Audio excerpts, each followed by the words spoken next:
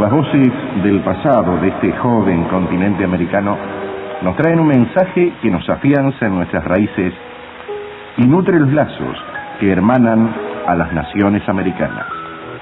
Hoy nos acercamos a nuestros hermanos del Paraguay y lo hacemos recordando las expresiones de José Félix Estigarribia en ocasión de visitar Uruguay en el año 1936.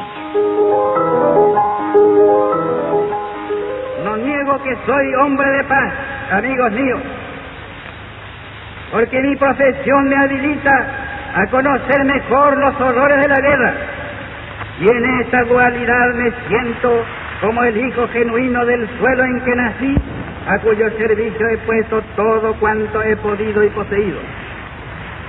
Al Paraguay le ha tocado el destino paradójico de ser un pueblo esencialmente manso y pacífico, y de haber tenido que volcar, sin embargo, los más extraordinarios tesoros de coraje, abnegación y sagacidad militar en las dos guerras más sangrientas del hemisferio septentrional. No os extrañéis, pues, de que el paraguayo que tuvo el honor de estar a la cabeza del ejército de su patria en la última de esas dos contiendas, os hable de la paz como el ideal más alto a que debemos todos aspirar.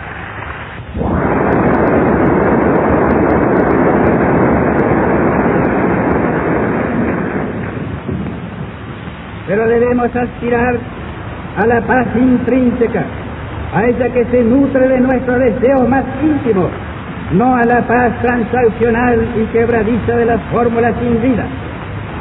Y hemos de convenir en que esa paz no parece estar de moda en los difíciles días de nuestro mundo de hoy.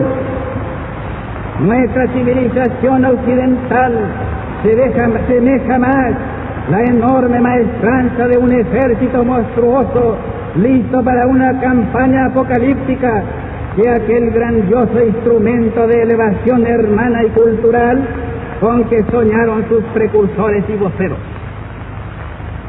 La agresión y la agresividad permean todas las tendencias.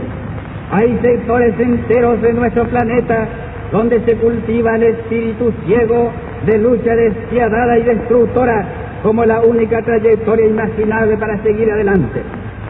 Para una concepción en boga es un deshonor hacer el menor sacrificio en homenaje a la paz. Yo creo, sin embargo, que de tan funestas aberraciones estamos aún libres en América.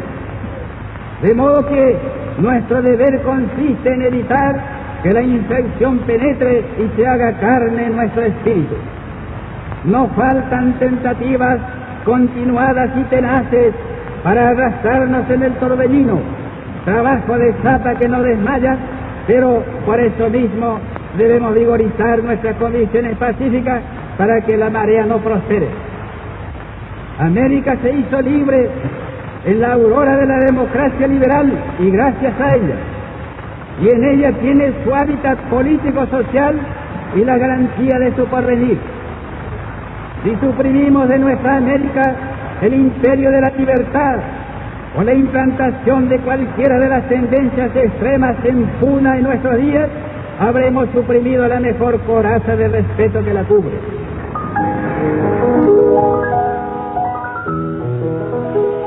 Este programa se elaboró con grabaciones originales procedentes del Museo de la Palabra del Sobre. Juan Zorrilla de San Martín, grabado entre 1917 y 1923, Juana de Ibarburu en el año 1938 y José Félix Estigarribia en el año 1936.